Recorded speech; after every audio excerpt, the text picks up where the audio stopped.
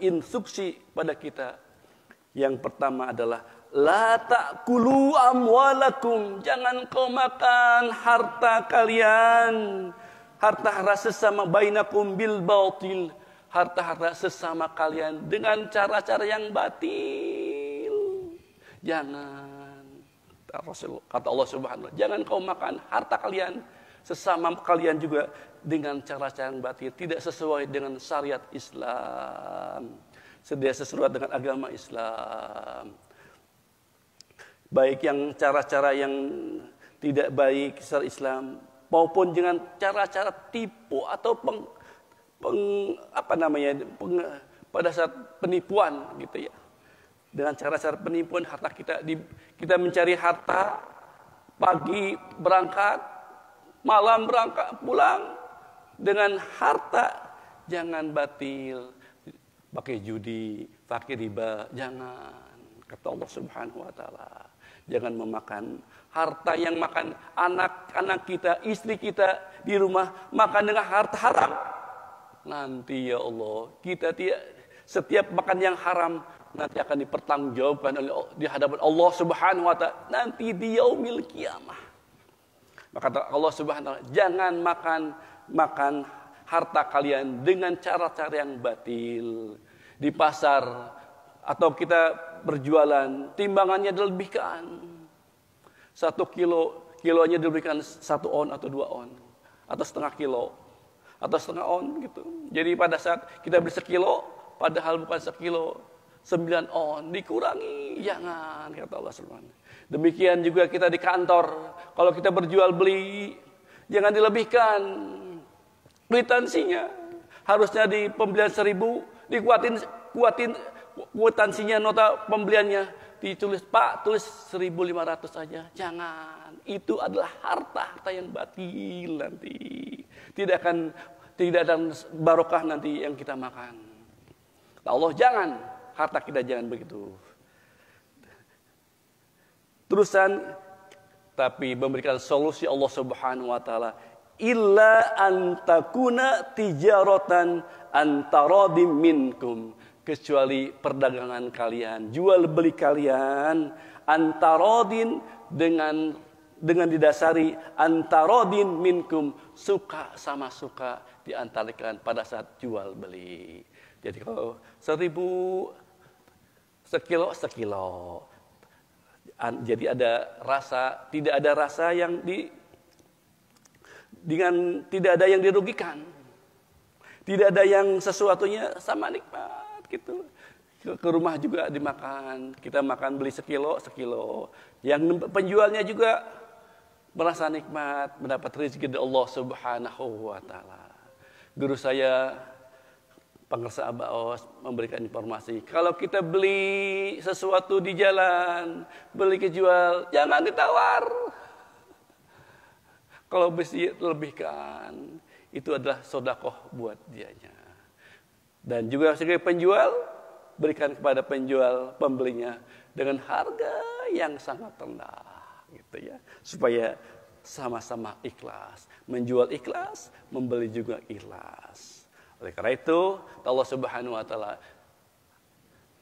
kepada kita, jangan harta yang kita makan oleh istri dan anak kita, jangan ada yang haram yang dimakan ke dalam perut anak istri kita dan wanita.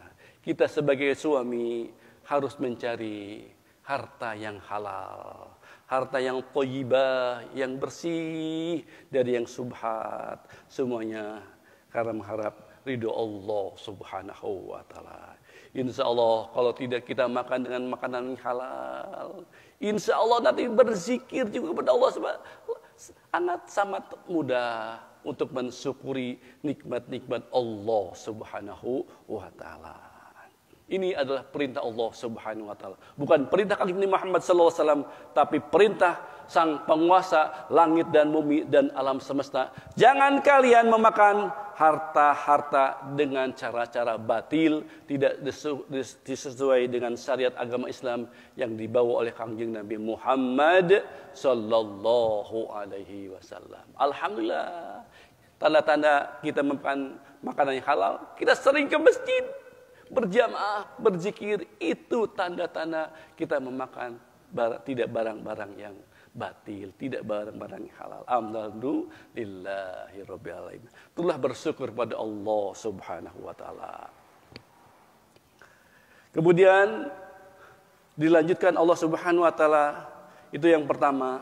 Yang kedua, wala taqtulu anfusakum, wahai orang yang beriman, jangan kau membunuh diri kalian. Membunuh diri dengan apapun caranya, jangan.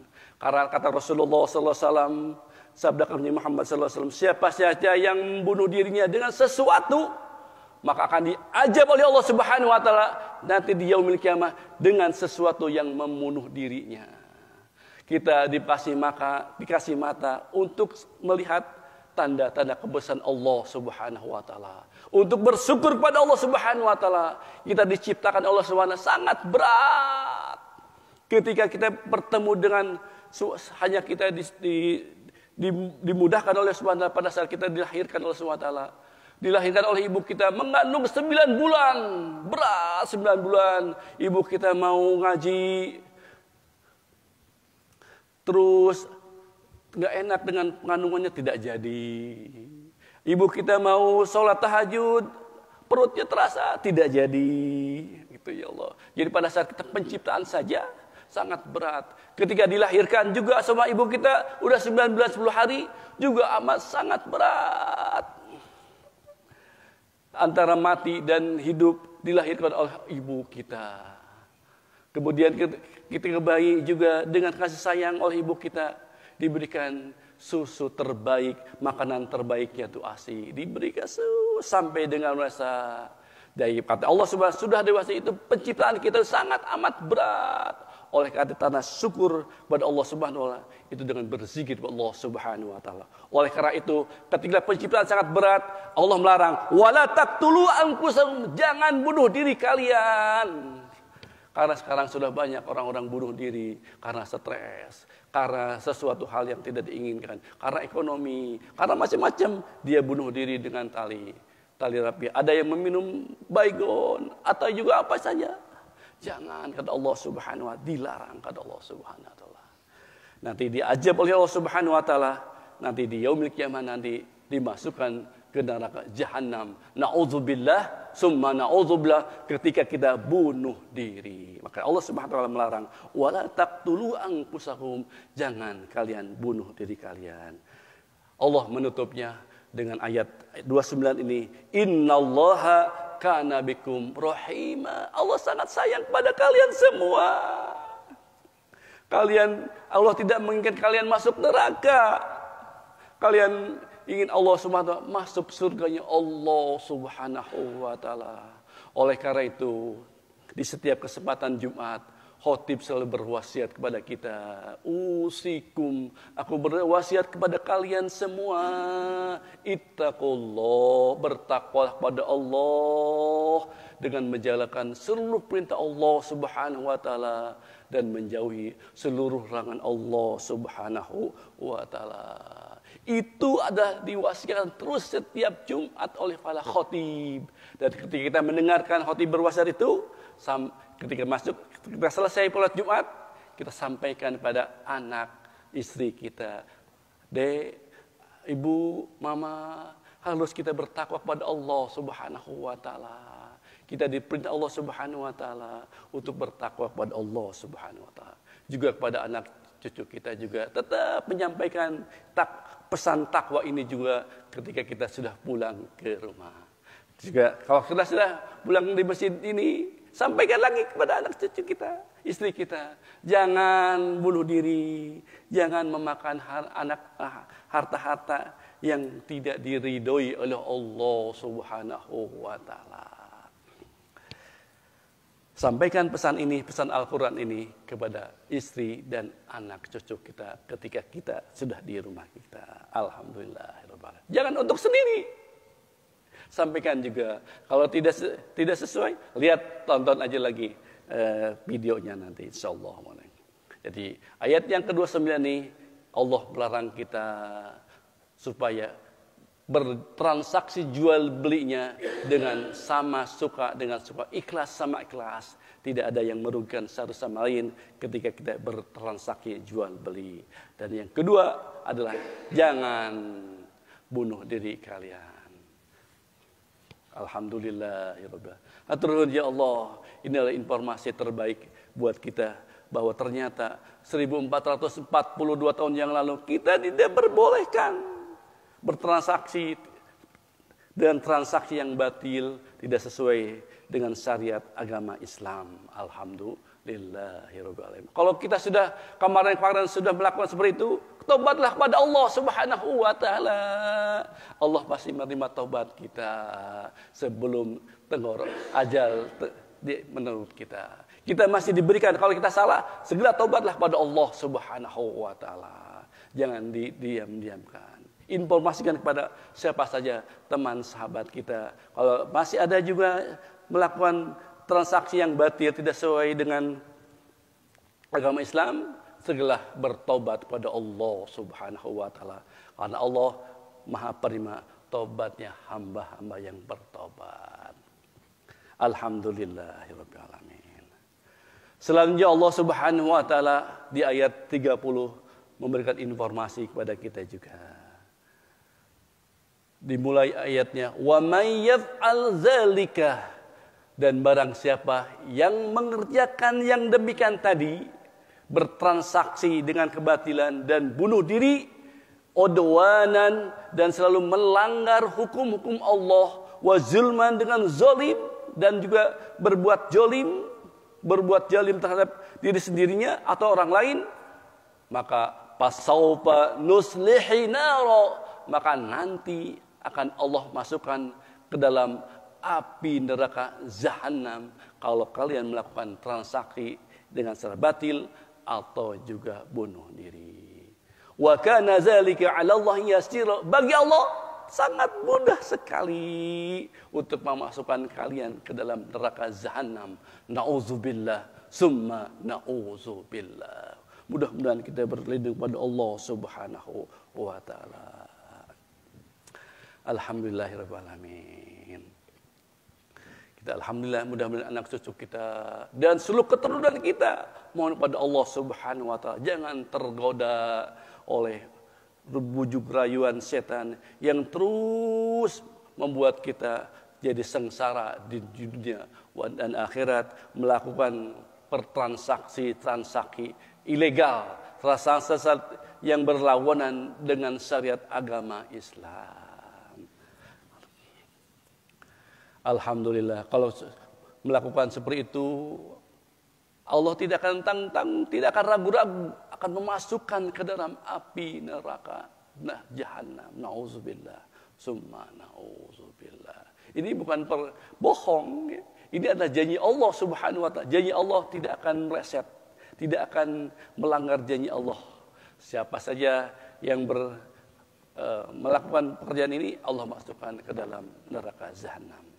Tapi sebaliknya Allah Subhanahu wa taala di ayat 31 menerangkan kepada kita, intajibu, apabila kalian tidak melakukan seperti itu, kabairo, melakukan dosa-dosa besar, menjauhi dosa-dosa besar, matun hauna anhu, dan juga apa-apa yang telah dilarang kepadanya. Maksudnya yang tadi, jadi kalau kita menjauhi dosa-dosa besar, apalagi dosa syirik, dosa menyekutukan Allah Subhanahu wa taala, ada Tuhan selain Allah Subhanahu wa taala, dan juga dosa-dosa yang durhaka kepada orang tua, dan dosa-dosa yang sangat kecil juga kita jauhi itu, apa balasannya? Kaffiru ankum, Allah akan hapus untuk kalian sayiatikum, kesalahan kalian akan diampuni oleh Allah Subhanahu wa taala.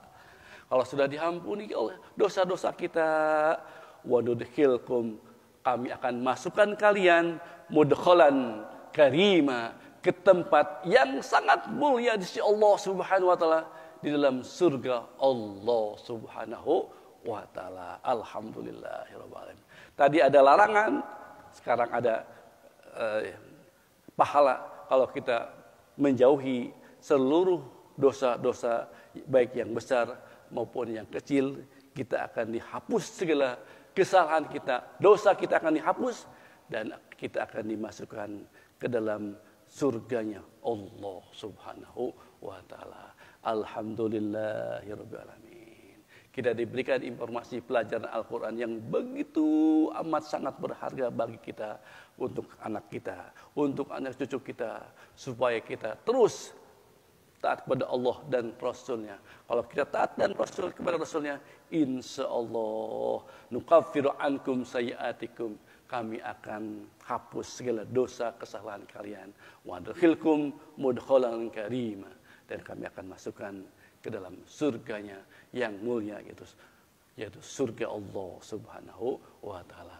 Mudah-mudahan kita bekerja pagi dan sampai sore atau juga sambilan itu hanya satu tujuan, satu niat, hanya ingin meraih ridho Allah Subhanahu wa taala. Kalau bapak-bapak sekarang pensiun, alhamdulillah, semuanya sudah selesai.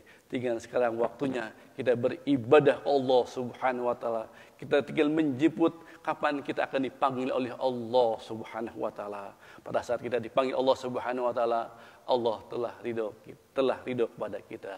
Mudah-mudahan pada saat kita meninggal dunia, kita dalam keadaan meninggal keadaan husnul khotimah, yang mendapat ridho di Allah Subhanahu wa taala. Mudah-mudahan kita senantiasa diberikan hidayah dan taufik oleh Allah Subhanahu wa taala. Alhamdulillahirabbil alamin.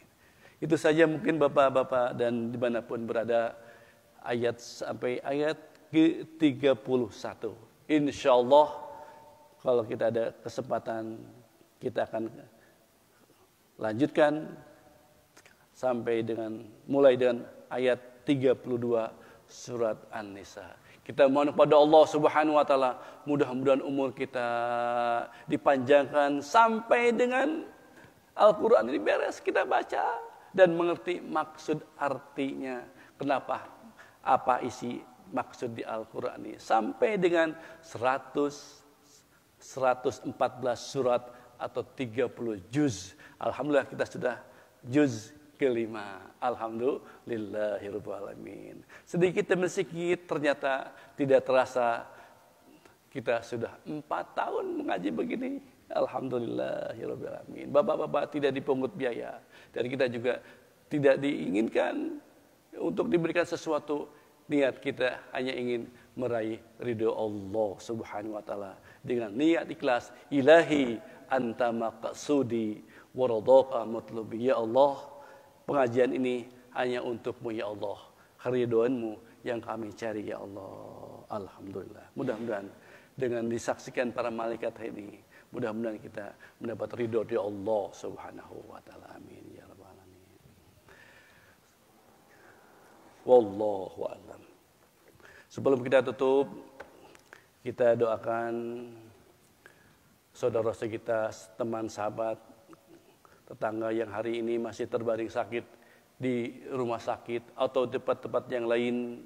Mudah-mudahan dengan barokah fadilah mukjizat Al-Fatihah yang kita baca, Allah Subhanahu wa taala akan mengangkat penyakitnya dan diberikan kesehatan yang paripurna ya Allah Subhanahu wa taala. Bikaramul umul Quran. Al-Fatihah. A'udzu billahi minasyaitonir rajim. Bismillahirrahmanirrahim. Alhamdulillahirabbil alamin, arrahmanir rahim, maliki yaumiddin. Iyyaka na'budu wa iyyaka nasta'in. Ihdinas siratal mustaqim. Siratal ladzina an'amta 'alaihim ghairil maghdubi 'alaihim waladdallin. Amin. Yang kedua, kita doakan putra-putri kita, anak cucu kita yang sedang menuntut ilmu di SD, SMP, SMA maupun di perguruan tinggi. Mudah-mudahan Allah lancarkan dalam menuntut ilmunya dan diberikan kesuksesan, kelancaran dalam menuntut ilmunya dan dikabul cita-citanya. Bagi putra-putri yang belum punya jodoh, mudah-mudahan